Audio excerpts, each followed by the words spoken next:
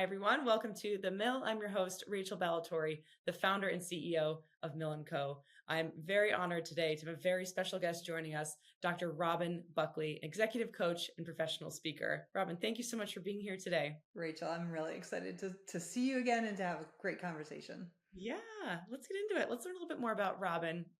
Robin's pronouns are she, her, and hers. She earned her PhD in clinical psychology from Hofstra University with specialized training in cognitive behavioral methodology and executive coaching. Her work as an expert in the field has been featured on multiple media platforms, including Entrepreneur, Chief, Authority Magazine, Nike, and on the 2023 TED stage. As an international speaker, Robin focuses on the application of cognitive behavioral strategies to mental wellness and optimal functioning in the workplace, and women's equity and empowerment. We love that. As a coach, Robin applies data-driven cognitive behavioral tactics to help organizations, couples, and individuals create strategic plans for professional and personal success. Her proprietary coaching model uses a business framework to support clients in creating and executing concrete strategic plans for developing their relationships. Robin has published 3 books. Her newest book, Marriage Inc., Building a Thriving Relationship Like a Successful Business, is due to be published in 2025. What an impressive little background you've had here. Thanks. Keeps me out of trouble. Yeah, for sure. It's also nice that every person that we interview, I'm like, when's the last time you've read through your bio or had someone read it to you? And they're like, it's been a really long time. It's nice to take a little stroll down Remind the yourself. lane of your accomplishments. I mean, it's just incredible. Agreed. That's actually a strategy I talk to my individual clients a lot, is going through their resume, creating artifacts to remind themselves just how awesome they Yeah. are, because our Yeah. brains like to forget that stuff. Yeah. We need little time capsules. Mm-hmm. So, Robin, tell us about yourself. What's your journey? What led you to where you are today? Oh, my journey. Really, I've been a people watcher since as long as I can remember. And what better field to be in for people watching than psychology? And Mm, more importantly, I get to take the people watching into how do I help people? yeah. So while my background in clinical psych was wonderful, the intervention crisis model didn't resonate with me. And that's why I turned to coaching, because coaching is about being proactive, more of that preventative model, and building on strengths. And that, to me, not only professionally do I love that, but personally, that's how I live my life. So it was a really easy alignment between my value system and how I see the world and the work I can do to help my clients. And reflecting, it does seem and sound like an easy alignment, but in that moment, to make such a transition from clinical psychology to executive coaching and professional speaking, some might see that as a jump. I mean, can you kind of talk about what that moment was like for you when that bulb switched and you were like, "Yep, I'm transitioning." It's funny. I didn't see it as such a significant shift. My only issue was, at the time I owned a private practice in New Hampshire. Mhm. And the thought of relinquishing the work I was doing with more traditional realms was hard, because I didn't want to, at least in my mind, desert the people that I worked with. But as I built the practice and started to hire some amazing people that could do that work, it allowed me to say, I really want to do coaching. I want to focus on this. And that was such a gift in terms of changing my own mindset. And again, Dr. Heal Thyself, it's what I talk to clients all the time. What do you want? What's your desire? What are you really excited and passionate about? And then I finally gave myself permission to do the same thing. Good for you. Taking your own advice. Isn't Yeah, that fun when that it happens? Like, I've been telling people this for years. is. That happens a lot. So, just to level set with our viewers here, what is cognitive behavioral strategy? Yeah. CBT, typically known as cognitive behavioral therapy, is something that a lot of people associate just with in that clinical realm and doing traditional therapy. But more and more, it's starting to be pulled out of just from the therapy to more strategies and approaches. And ideally, it is as simple as making your brain your ally rather than your adversary, which I kind of love. It's the Mhm. idea that we can actually tell our brain and use concrete strategies, not theoretical, not vague, but really concrete things that can help make our brain function at its best so we perform at our optimum levels. And that's really what it's about. It's creating a toolbox, so that a personalized toolbox, so you have ways to change your thinking, to change your emotions, so that you really achieve the functioning you want. Yeah. Wow. It sounds simple, but I'm sure it's not. Can you share a real world example of how cognitive behavioral therapy and strategies have helped someone that you've maybe worked with overcome some Yeah. challenges? A lot of my clients, whether they're individuals or teams or couples, they get stuck in patterns of thinking. And Mm, I like to remind people that our personalities are not just innate. There's a very little part of our personality that's actually genetically created. mm, But we assume we can't change the way we feel, the way we behave, the way we think, because it's just who we are. And that's not really true, that mm, we can change our thoughts to then, again, perform as we want. So even this morning, I don't even have to go back that far. I started working with a new client who owns a really successful business in the aeronautical industry. And he wants it to grow, and he hasn't been able to. In 4 years, he has not been able to really achieve the profits and the good he does with the profits in a way he wants. And in one session, it really comes down to how he talks to himself. And he says, I don't deserve to be the boss. I don't, mm. these people listen to me and I don't know why they're listening to me. So it's all this negative or at least detrimental self talk. Yeah. And by the end of our 30-minute first session, he had a specific strategy to start practicing in between our sessions. Because I always tell my clients, if you wait to just the work we do in session, it's going to take a long time, and neither of us want that. So he gets to practice this strategy to start changing his thoughts. And he very, very specific. He said, "Oh, so I just justify my thoughts." I'm like, "Nope, no, no, no. We're not justifying or rationalizing. We are actually providing data and information to our brain so Mm. that it changes not just the thoughts, but literally at a physical level, changes our neural pathways so that our brain starts to function as the dynamic tool it should, rather than really becoming just a cumbersome part of our thinking. That is so fascinating. And Mhm. you talk a lot about how our brains are our biggest obstacle. Yeah. Outside of maybe folks, entrepreneurs, business owners not believing in themselves, what are some other common mental roadblocks you see people have? Oh, let's see, Rachel. Let me get out the list. So We have anxiety. 1 hour. Yeah, exactly. Let's see, the quick list: anxiety, uncertainty, self-doubt, freezing in the midst of chaos or uncertainty, which there's a lot of that right now. Imposter syndrome, that is huge, Mm, especially for my female clients. Those would be the top ones that I see that just slow people down. And they don't even realize it because, again, they've gotten used to this type of thinking, and it's just become a habit for them. So we don't even stop as humans to think about, okay, wait a minute, what is the thought generating this emotion that's now has me immobilized? And mm, for any, whether you're at the executive level in corporate or a small entrepreneur, those can be personally debilitating, but worse, they can really undermine the success of your business. Again, sometimes without you even realizing it. right. I talk to a lot of entrepreneurs, myself included. Um, Taking that leap to start your own thing is a huge shift. And I know I don't speak for myself when I say that I had friends, family members that were like, hmm, Mhm. maybe just stay with a job that gives you health insurance and a Good. Yeah. paycheck every 2 weeks. And that, despite me brushing it aside, I'm 7 years into business now. We are very successful. We have full time employees. We're growing every year. That still eats Yes. at my brain Yeah. every now and then in the moments that I feel most self conscious. That's Absolutely. when that thought comes in. Yeah. I And call then it that the impacts my ability to make decisions, to right, be resilient, to overcome challenges. The right. little tiny anthill of a problem suddenly seems like this insurmountable issue. Yeah, and the term for it in my world is the amygdala hijack. And if we had Mm. a whole other hour, Rachel, we could talk about the neuroscience of the Our brain and next all this. episode. But the amygdala undermines us and does your example is so classic in terms of just that nagging thought in the back of our head that creates the feeling, and then we're frozen and or we're reactive, which also can really undermine the goals that we have.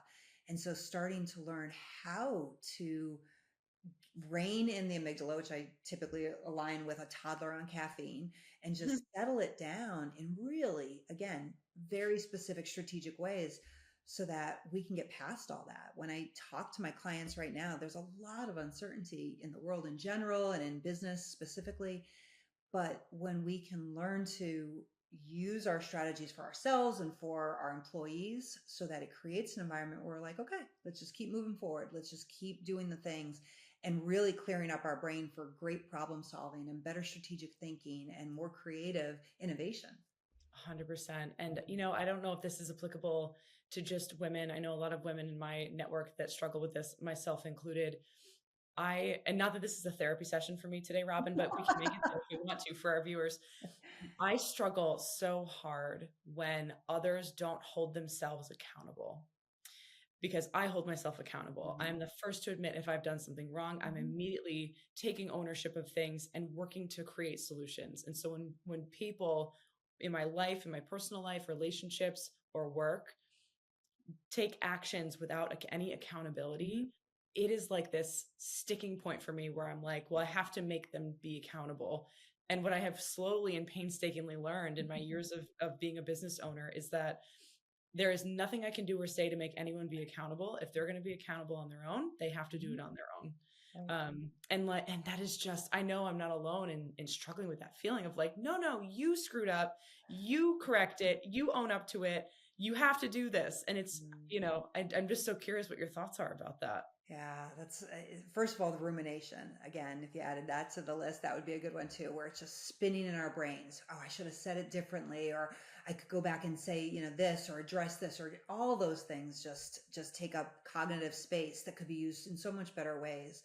But a lot of times when I hear from, business owners or executives, how do we do this?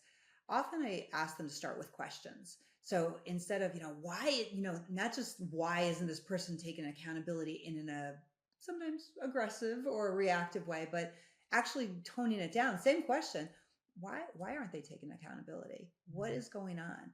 And it's amazing when we start to think of it again from a less amygdala driven place and more of the logical part of our brain where we can get to, oh, they're not taking accountability because they're embarrassed or they're insecure or they're afraid of getting in trouble. It really starts to not excuse the behavior by any means, but explain it so then we can address it because we're Right, addressing it from, again, that logical place rather than that personal attack or that personal ownership of right. what they did. And that's where I think then, even people who aren't trained as coaches can take on that coaching model of, okay, explain this to me. Explain what got in the way. Why don't you see this as connected to you? And how can we, you and I, work together so that next time this is more successful or you're more comfortable taking ownership so that you can learn and develop. That's Yeah. where the magic to me happens when we can again give our emotions a safe place to be that Mhm. don't then just completely sabotage us. Yeah. And actively practicing empathy and emotional intelligence for me over the Yeah, last decade has allowed me to overcome where in the past, especially when I was first starting out in business, I was so insecure that I was making a mistake right. that if someone didn't hold themselves accountable, immediately I was like, it's my fault. I should have known better than to Mm, hire them because I should have known that right. they weren't good at what they do. Now my thinking is, let me just really try to understand what's going on in their life. Right. Let me also try to recognize, are there signs of things that I personally could have noticed Mm, early on and maybe made some decisions differently? Is correct. there a breakdown in communication? So I'm looking in the different avenues instead of functioning from that very reactive, Mhm. oh my God, now everyone knows I'm a failure because you screwed up and now it's my Right. fault. And you've also, I listened to you and you're talking, Rachel, you changed your terminology. So, as simplistic as it sounds, and I hear that from, I think, every client I've worked with, or most at least, that words are powerful and they are powerful either tools or weapons in our brain. And when you started talking, as an example of where you used to be, you said, I should have known this. I should have done this, or I have to do this. And those words create pressure and guilt and insecurity. And then when you were talking after, it was more of that, what will I do? What can I do in the future? It was more of that, the ability to have functional control because Mhm. the shoulds and the musts and the have tos, and there's a great word in psychology, it's called masturbation. And I love throwing that term out there to teams because they do a double take because they are not sure they heard me right. But it is about just using those pressure words to the point where, again, we have this weight on us and an exhaustion is created because we Mm, take on everything. And we're taught those words from the minute we can understand language. You should put away your shoes. You have to go do your homework. You must pay attention to this. And we don't even realize they become so indoctrinated into our mm, internal thinking and our external words. And they are so negative in terms of mm. our functioning and the functioning of the people around us. That's so fascinating to think about, and to Mhm. think about even just in conversation, Right. how Mhm. often those words come up for us and we're not even thinking about it. And, I wanted to kind of segue into, you have a signature talk called Powerful Women Are Scary, which I love. Tell me more about that idea. Oh, I do love that talk. I like any of my. I have a new one called "From Hexes to High Heels," which actually talks a little bit about where the history of witches is actually still impacting perspective on women, but very similar. Women are power, our independence. So much of this is based in these historical biases. And when we don't take the time to realize where the bias is coming from, whether as women or even, allies, and certainly people who are not as supportive as women, we don't even realize when they become these covert belief systems that undermine women's power in so many ways, whether we're looking at leadership or salaries or research. I could not believe the amount of research that is done and applied to women. The results are applied to women, but women are never part of the sample pool in terms of the research. It's fascinating. And then when you expand that to sexual wellness and areas of health, it's understanding that when women are speaking up, supporting each other. I know you had one of my favorite people on not long ago, Lisa Kessler, and talk about an advocate for women. That woman is Yeah. just, she lives and breathes that idea that women supporting women is how we grow our personal power and our collective power. So when we are seen individually or as a group as powerful, it's scary because that's not what history has taught society women should be doing. And currently, in today's climate, globally, we won't even get into nationally, just globally, this is an important topic for women to pay attention to and to help educate those around them that might not quite be understanding where their bias is coming from, or they do understand and they don't care. But Right. Yeah. I have two examples. One I've shared before on this podcast. The other happened actually quite recently. And so this is for the first time it's airing. The first example was about a year and a half ago. Had a call with a prospective client who reached out to us, had heard about Mill& Co., wanted to learn more. Um, on that call, the one of the co-founders was an older gentleman who reached out to me, sought us out, sends me the Zoom invite. We get on the call, go through our spiel, and then interjects mid sentence of mine and says, I just have to ask this. I saw on your LinkedIn that you don't have a master's degree. Therefore, I was wondering what makes you feel qualified to do this work for my business. Um, and I had one of my younger, or all female team, I had one of my younger female employees on the call. She was fresh out of college. And so I just kind of like, I twitched for a second, pulled it together, and then just, very professionally said, I would thank you so much for asking. I'd love to tell you about my history. yeah. And I just went into this, ding, ding, ding. Here's everything I've Mhm. accomplished. Here's all the things that we've done.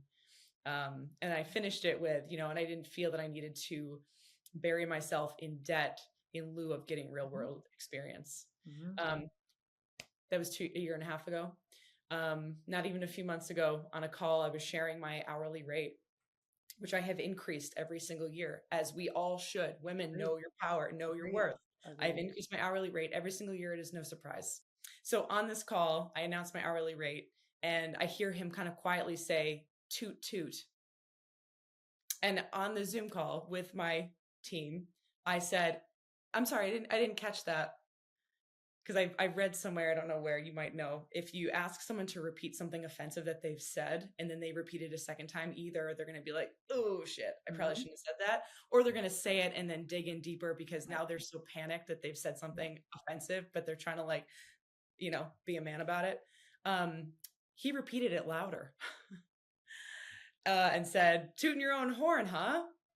And my exact response was, "Well, someone should."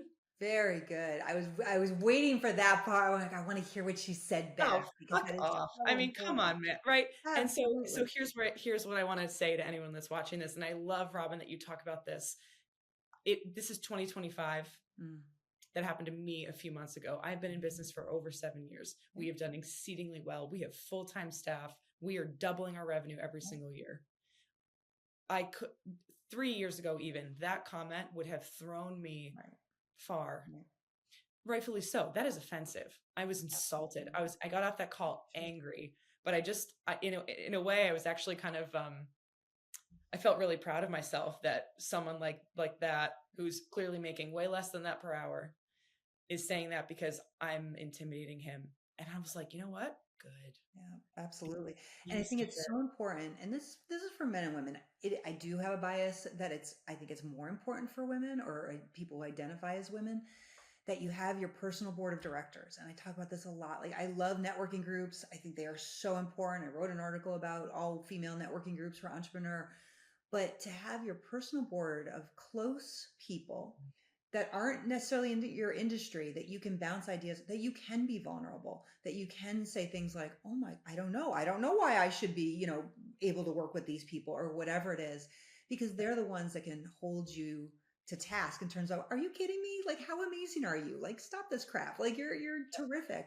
Because it is important to have that because sometimes our internal voices aren't loud enough. So to have some external support until our internal voice is loud enough, absolutely invaluable. right. And for women in high stakes roles outside of seeking those types of really empowering networking groups, what's some other advice that you'd give to them Mm. to work through some of these kind of internal Yeah. struggles?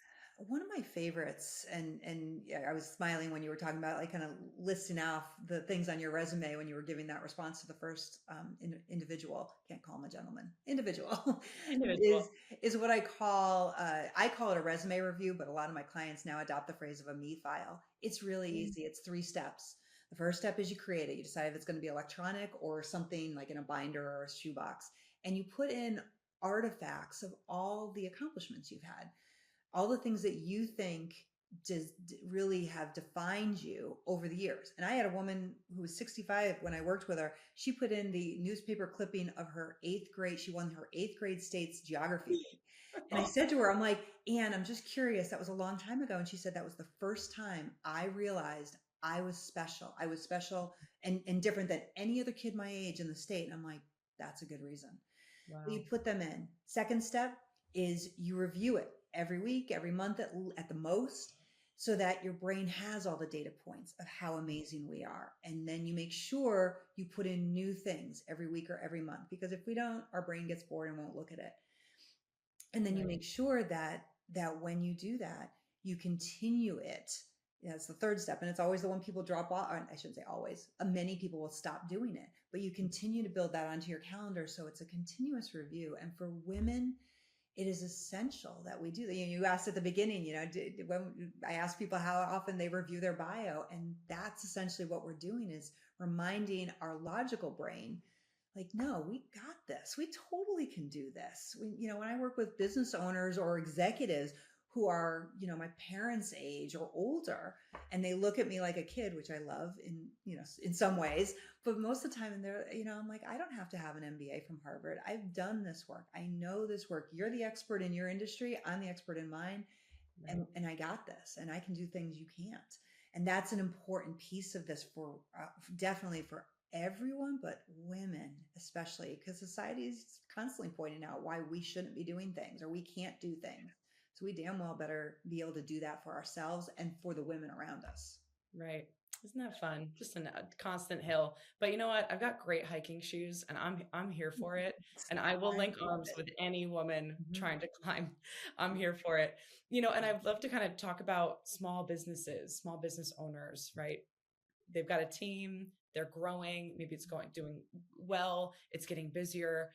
What advice can you give a small business owner that's looking to create a strong culture of mental wellness within their organization? That's an easy one, Rachel, and it's the most uncomfortable, I think, for most people. Mm. If you want, at any level, a leader in any industry or business, if you want a culture of mental wellness, you have to walk the talk.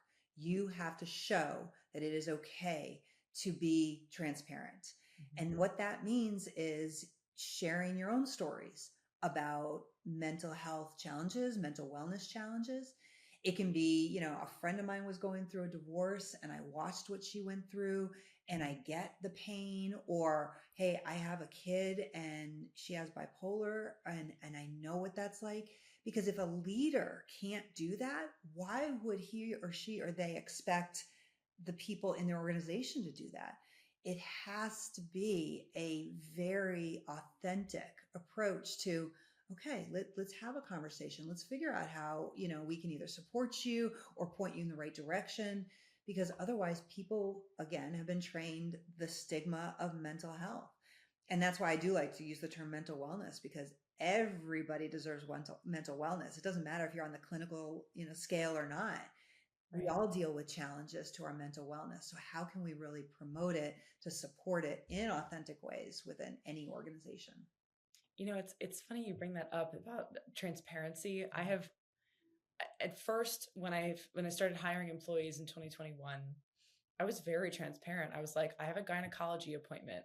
Yeah. I have blood work. Hmm. I have to pick up my dogs from daycare. I was very open with what I had going on.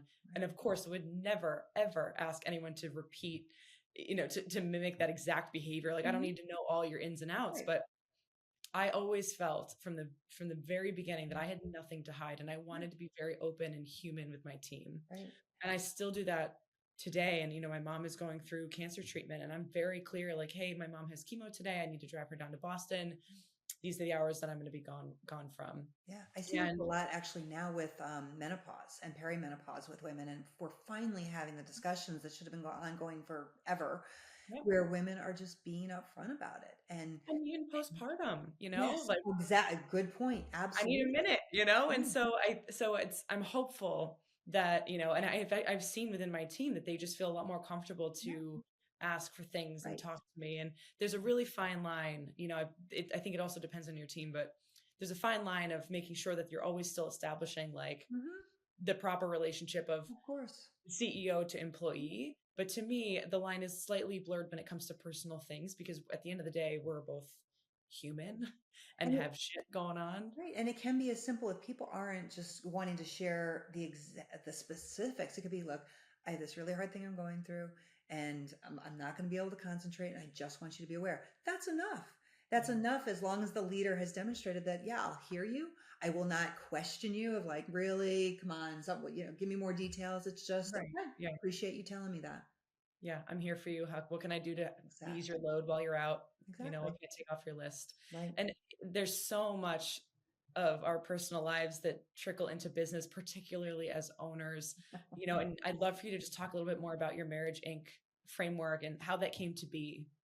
So like I said, I've done a lot of work with executive women, and I work with executive men too, but I do love the women that I work with. And they would come in and we would talk about the struggles they were having with their careers or their teams. And these were incredibly adept, successful women. And then eventually, often it would come up their personal lives, and they talk about, conflicts they were having with their partners, or how they couldn't, really get organized at home. And so I started asking them things like, okay, well, tell me how you handle conflict at work.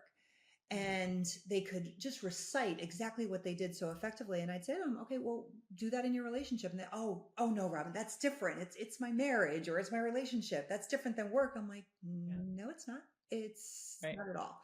You can apply the same things you do well there to your relationship. So the more Mhm. I talked about it and the more I allowed women and men to talk about their relationships from an objective point of view. So we started talking about mission statements. We talked about delineation of roles and delegation and pain points. It really brought that subjective emotionality out of it so they actually could think strategically and objectively.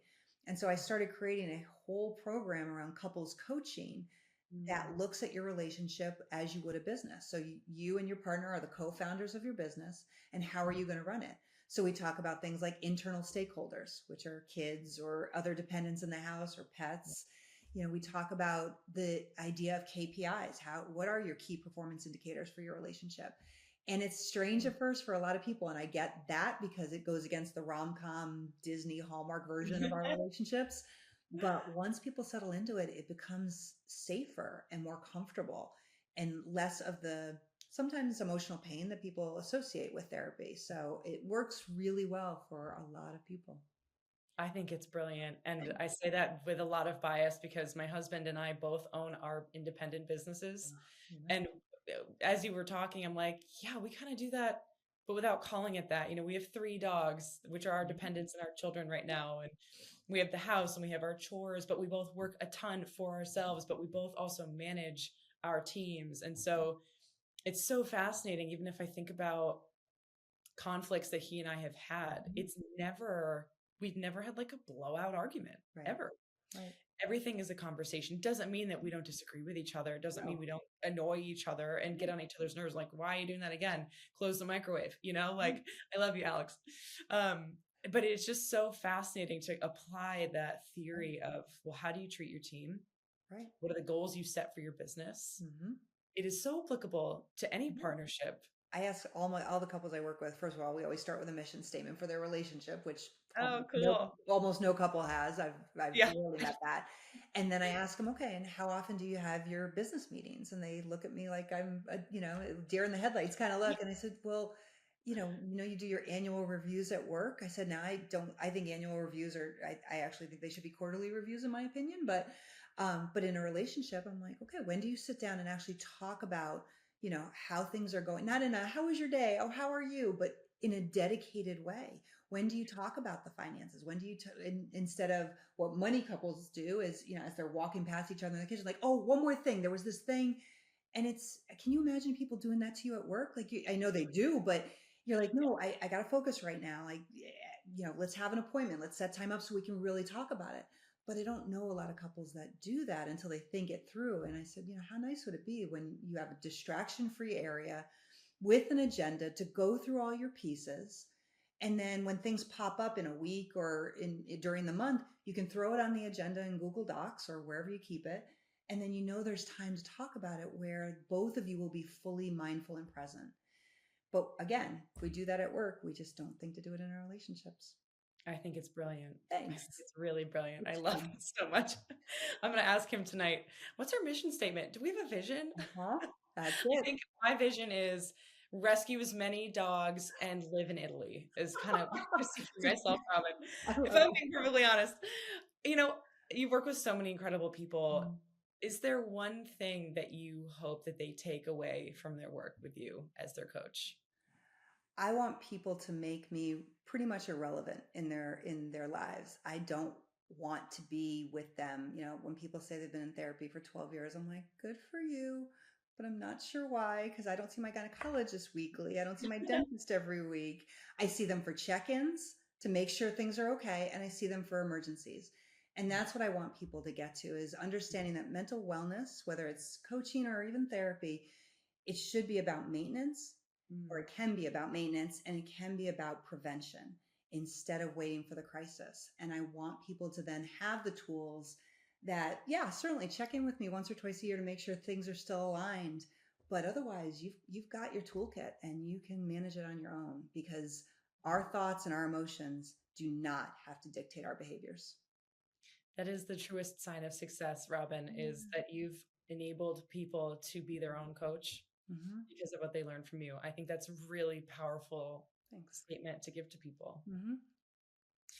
What's coming up for you? What's on the horizon? Where can Uh, people listen, hear, see more of you and your work? Yeah, so besides looking at my speaking schedule, which is online, the most exciting thing is this year, my book that I've been working on for several years, Marriage Incorporated, is going to be published. And I'm very, very excited. So it's a comprehensive, all-inclusive perspective of the program that I developed, and I cannot wait till that's released. And then from there, my hope is to develop couples retreats where people get to go to lovely locations and work with some amazing professionals that are focused around this cognitive behavioral approach to their relationships. So that's what I'm excited about. That is a lot to be excited Mhm. about. And, I'll make sure I get my copy of Marriage Inc. Right. I already can't wait to devour that one Appreciate page at a it. time. Thanks, man. Robin, thank you so much. This has been so enlightening and So lovely to catch fun. up with you. Thank you for making the time to be on our podcast. I appreciate the invitation. This was great. Yay. Well, for anyone who is interested in learning more about Robin, she will be tagged in all of our content. This episode will be live on our website. Please reach out to her if you or someone you know is looking to get involved, get a coach, work through the relationship and their business challenges. Thank you, as always, for tuning into The Mill. We'll see you next time.